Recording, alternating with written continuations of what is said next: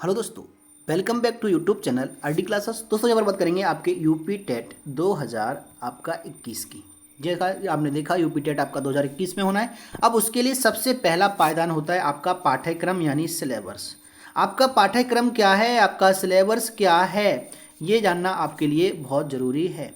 ठीक है, तो उस जैसा कि आपने एक वीडियो पर कमेंट किया था कि सर हमें सिलेबस चाहिए, तो आपने देखा कि आपकी जो कमेंट थी उसका मैंने तुरंत ही एक्शन लिया और आपके लिए लेके आया आपका सिलेबस। ठीक है, तो ऐसे ही आपके लिए हमने वीडियो भी डाले हुए हैं पेडागोजी साइकोलॉजी की संबंधित ट्रिक के, हिंदी में ट्रिक्स की वीडियो है। मतलब हर टॉपिक पर बहुत ही अच्छी अच्छी वीडियो, जो मैंने कहा ना, सबसे पहले हमने वो सिलेक्टेड चीज़ें चुनी हुई हैं जो बार बार पूछी जाती हैं, पहले उनको बताएंगे। इस चैनल के माध्यम से आपको सिखाएंगे जिनके चांसेस बहुत ज़्यादा हैं। जैसे कि अगर हमने मान लो 20 प्रश्न पढ़े तो उसमें से कम 4 से 5 प्रश्न फंस जाएं तो ये हमारा सिलेक्टेड माना जाएगा।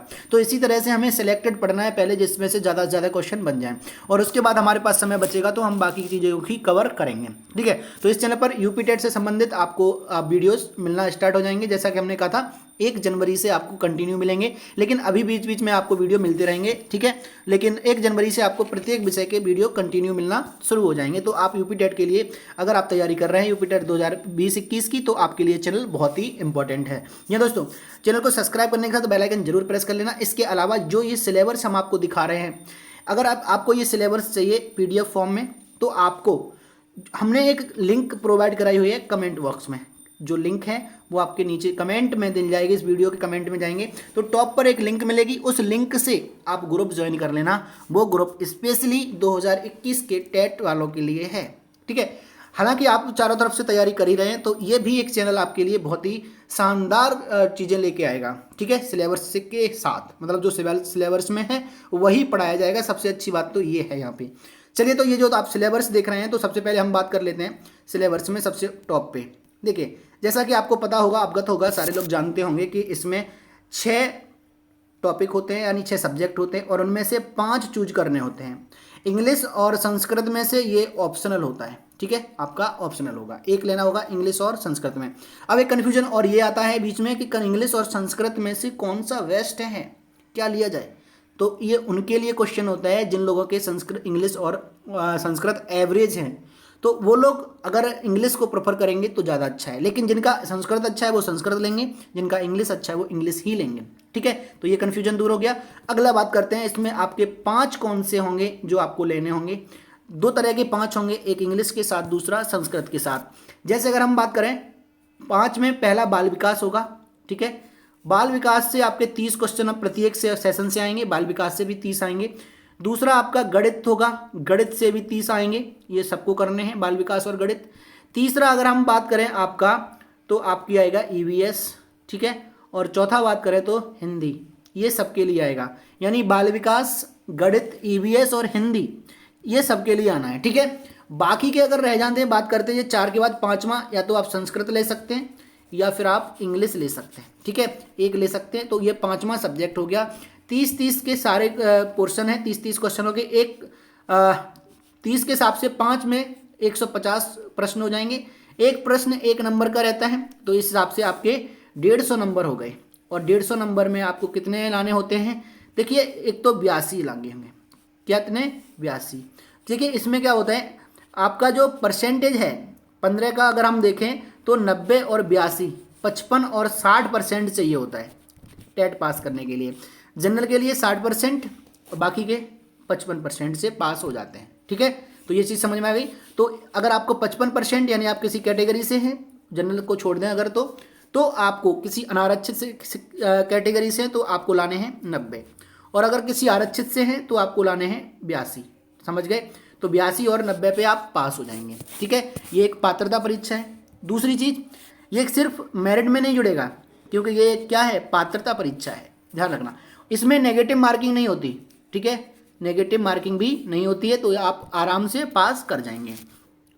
लेकिन इसकी एक अच्छा स्कोर अगर लाना है आपको, तो ये बहुत ज़रूरी है कि अगर आप शुरुआत से अपना बेस बना के चलेंगे तो सुपर टेट में भी आपके अच्छे नंबर आएंगे, आत्मविश्वास पैदा हो जाएगा।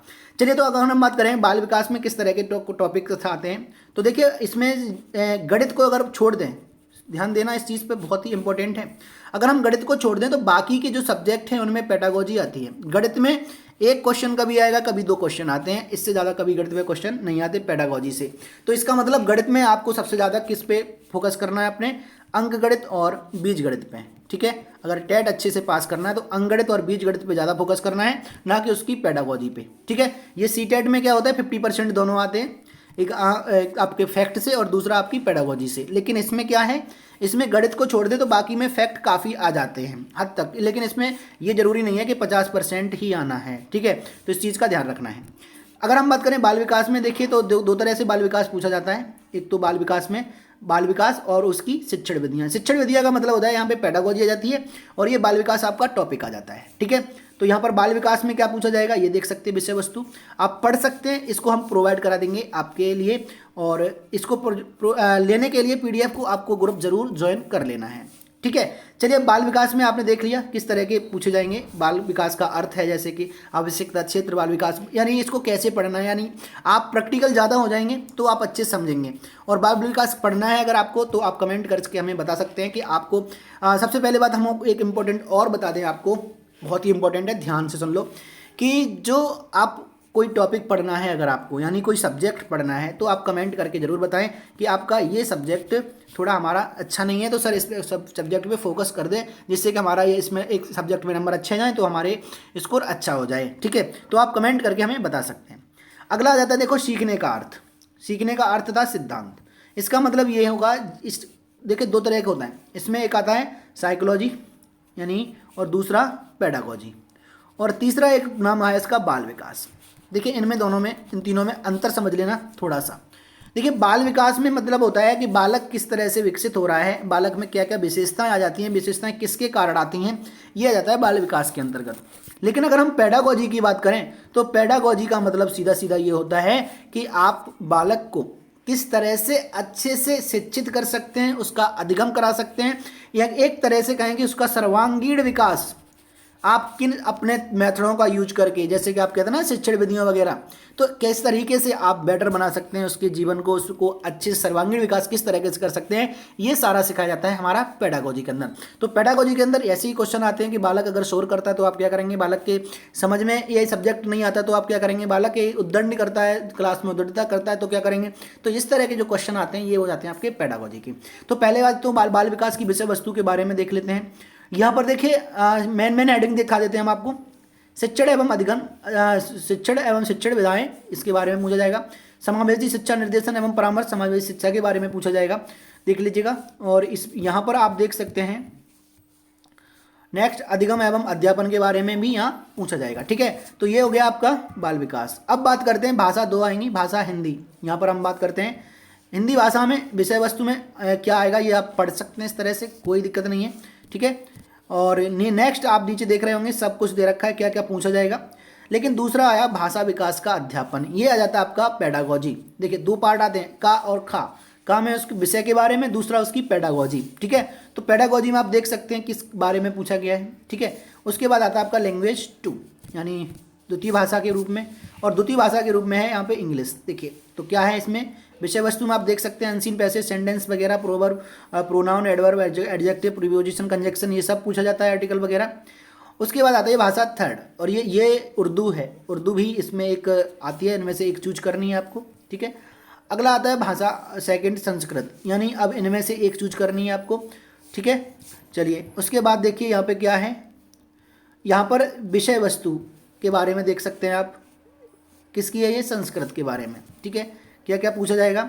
उसके बाद भाषा विकास का अध्यापन के अंतर्गत आप देख सकते हैं, ठीक है, ये सब पूछा जाएगा। नेक्स्ट अगर हम बात करते हैं इसमें गणित में, देख लीजिएगा गणित में भी 2 तरह की पेडागोजी इसमें दी गई है, ध्यान से सुनना, लेकिन वो आपसे पढ़नी नहीं है, ध्यान रखना। पेडागोजी ज़्यादा आपको नहीं पढ़नी है गणित पे, इस पर फोकस कम करना है, टाइम तो देना है लेकिन उतना नहीं। यहाँ पर आप देख सकते हैं एक नियम, प्रतिशतता, हानि, लाभ, हानि क्या पूछा जाएगा। देखिए हमने बताया था ना, ये भी इंपॉर्टेंट है, 1-2 क्वेश्चन रीजनिंग से भी बन जाता है। जैसे कि कैलेंडर की बात करें तो इसको जरूर देख लेना। समय सारणी, रेलवे समय सारणी बहुत इंपॉर्टेंट रोल रखती है, ठीक है। अध्यापन संबंधी मुद्दे। उसके बाद आता है आपका पर्यावरण। पर्यावरण अध्ययन में भी आप देख सकते हैं विषय वस्तु किसके बारे में पूछा गया है, सब कुछ पढ़ सकते हैं आप, ठीक है। इसको हम आपको भेज देंगे, इसलिए आपको ज़्यादा टाइम नहीं ले रहे हैं इस पर, बस आपको दिखा रहे हैं कि इसमें क्या क्या आपसे पूछा जाएगा, ठीक है। तो ये था आपका यूपी टेट के लिए सिलेबस। इसके बाद आपको किस विषय पर कैसे किसका कितना टाइम देना है इसकी चर्चा हम नेक्स्ट वीडियो में करेंगे। वहाँ पे हम आपको बताएंगे कि आपको टाइम टेबल कैसे बनानी है। ठीक है दोस्तों, अगर वीडियो पसंद आए तो लाइक शेयर जरूर कर देना। अब मिलेंगे आपके साथ नेक्स्ट वीडियो में नेक्स्ट अपडेट के साथ। Thank you.